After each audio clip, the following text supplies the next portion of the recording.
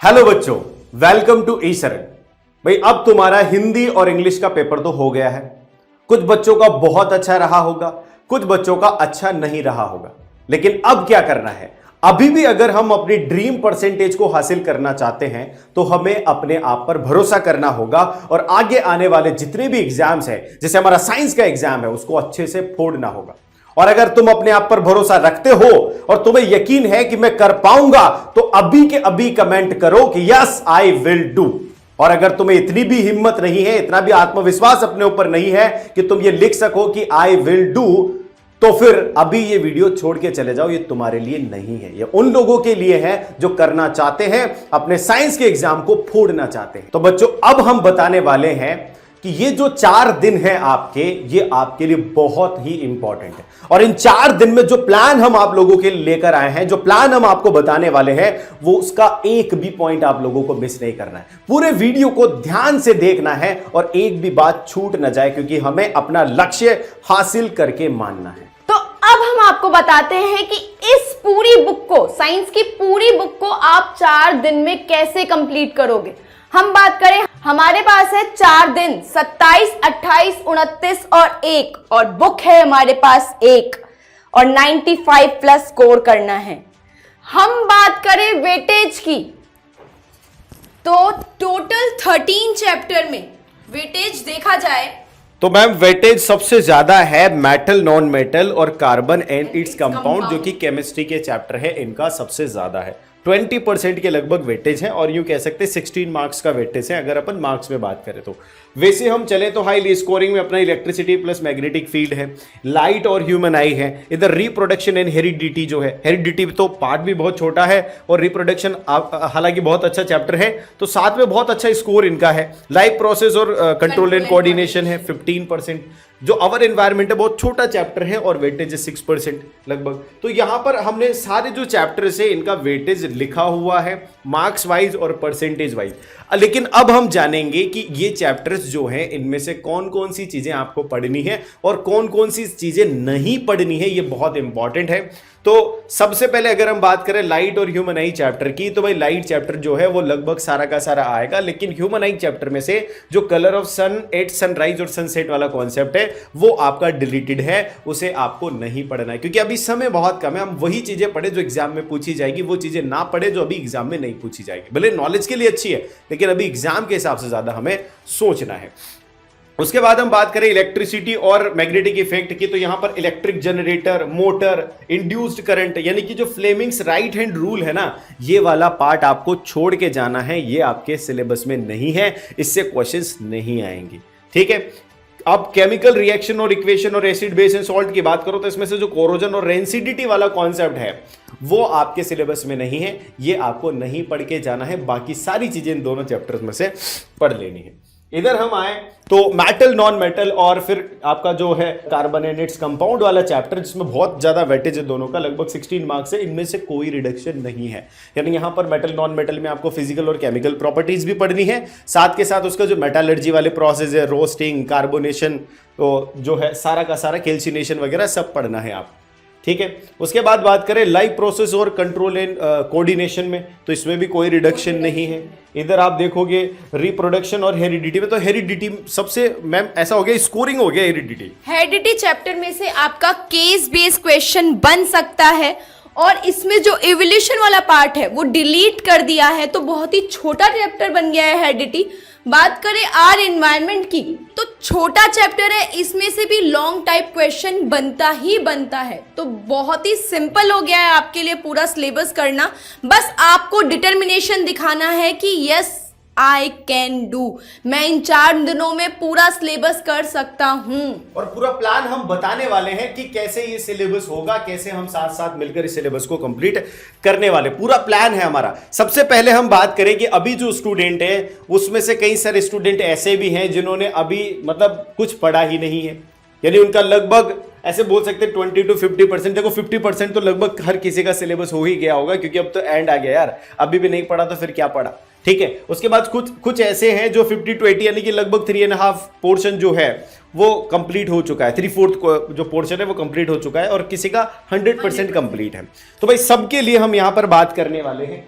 इनके लिए विशेष बात करें तो इन लोगों को अभी जरूरी है कि ये वन शॉट जो लेक्चर्स हैं उनको देखकर अपना कॉन्सेप्ट सबसे पहले क्लियर करें, फिर जो है ये एनसीईआरटी के जो इन टेक्स्ट क्वेश्चन है, इन टेक्स्ट क्वेश्चन को सॉल्व करें, और थर्ड इनको करना है जो बैक एक्सरसाइज के क्वेश्चन है ये करना है। ये पूरा पैटर्न है कि सबसे पहले आपको किस ऑर्डर में चलना है, आपकी जो स्टेटस है अभी उसकी स्टेटस के ऑर्डर में मैं बात कर रहा हूं। बैक एक्सरसाइज के क्वेश्चन करने हैं, और अगर आपको समय मिलता है इसके बाद भी तो आप एग्जाम्पलर पर जा सकते हैं, और अगर नहीं मिलता तो भाई कोई दिक्कत नहीं, पर इस ऑर्डर में ही चले, पहले एग्जाम्पलर पर ना जाएं सीधे, क्योंकि अभी तुम्हारा सिलेबस कंप्लीट नहीं, पहले सिलेबस कंप्लीट करें, फिर इन टेक्स्ट क्वेश्चन करें, बैक एक्सरसाइज के क्वेश्चन करें।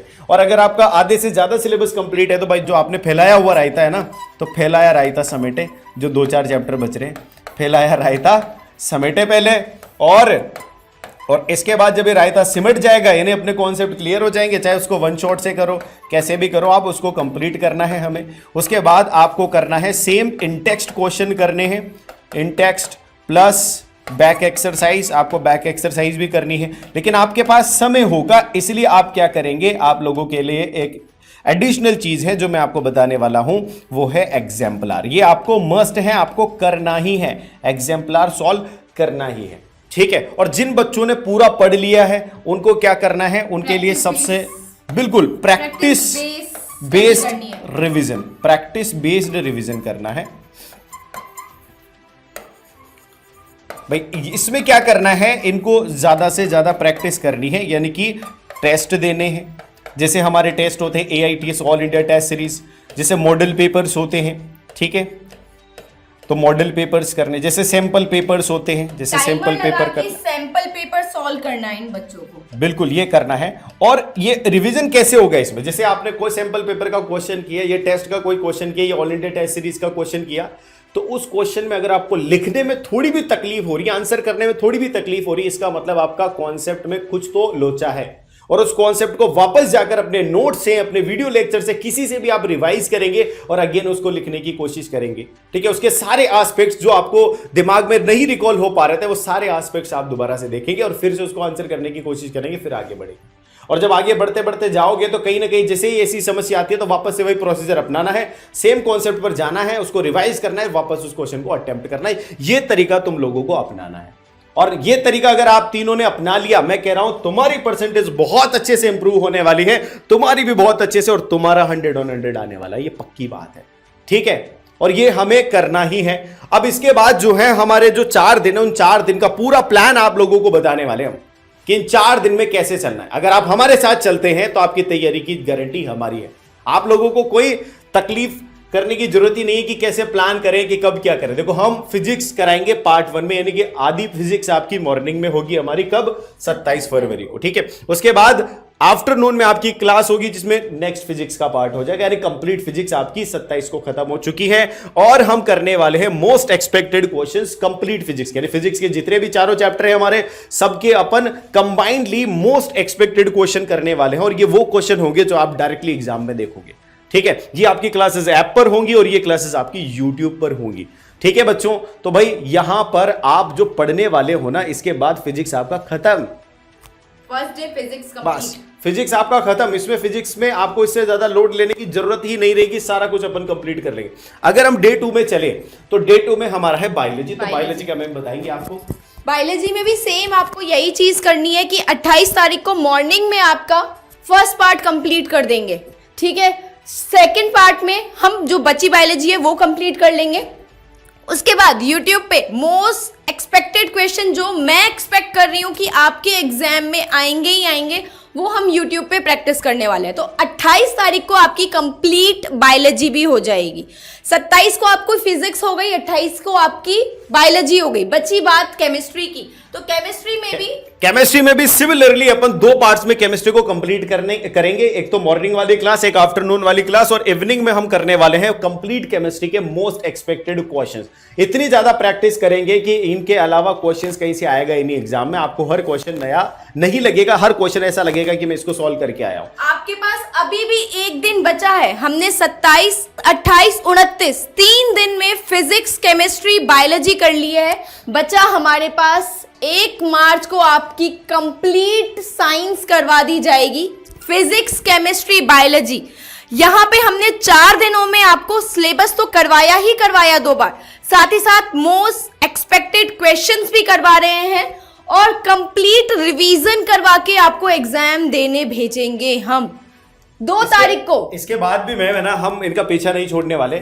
जो फाइनली आप मॉर्निंग में उठ के आपका 10 बजे एग्जाम है, आप एग्जाम देने जाओगे तो उससे पहले 6:30 पर जो अपना फाइनल वॉर होगा, आखिरी जंग लाइव होगा ये 6:30 पर, और सारे कॉन्सेप्ट को बिल्कुल क्रस्ट में, बिल्कुल ऐसे क्रिप्स तरीके से रिवाइज कर लेंगे एक क्लास में। यानी एक क्लास में लगभग 2 घंटे की क्लास अपनी रहेगी, 8:30 मैक्सिमम, और उस 2 घंटे के अंदर अपन पूरी साइंस के सारे कॉन्सेप्ट ऐसे क्विकली रिकैप कर लेंगे। ताकि आप गलती से भी गलती ना करके आए एग्जाम में। बिल्कुल, क्योंकि बच्चों आपके ऊपर हमने कुछ छोड़ा ही नहीं कि हमें क्या प्लान करना है, क्या पढ़ना है, कैसे करना है, सब कुछ हमने आपको बताकर दिया है कि ऐसे ऐसे आपको चलना है। और अगर आप हमारे साथ चले ना बच्चों, तो जैसे पहले बच्चों ने मचाया है, पहले बच्चों ने 100 on 100 स्कोर किए हैं साइंस में, मैथ्स में, एसएसटी में, सारे सब्जेक्ट्स में, ऐसे इस बार तुम करके दिखाओगे। ये पक्की बात है, क्योंकि हमें एक्सपीरियंस है सालों का, और हमारा एक्सपीरियंस से जानता है कि जिस तरीके से हम चल रहे हैं, जो पाथ हम फॉलो कर रहे हैं और हमारे बच्चे कर रहे हैं, इससे श्योरली वो 100 on 100 स्कोर करने वाले। तो this is all about our strategy, ऐसे ही आपको चलना है। बाकी हम मिलते हैं बच्चों क्लासेस के दौरान। All the very best for your examination. आप सब लोग इस वीडियो को ज्यादा से ज्यादा लाइक करें और ज्यादा से ज्यादा अपने दोस्तों तक शेयर करें, और कमेंट करना ना भूलें कि तुम्हें अपने आप पर विश्वास है कि नहीं। यस आई विल डू, ये लिखना है आपको कमेंट में, ठीक है बच्चों। तो मिलते हैं अपन क्लासेस के दौरान। Good luck.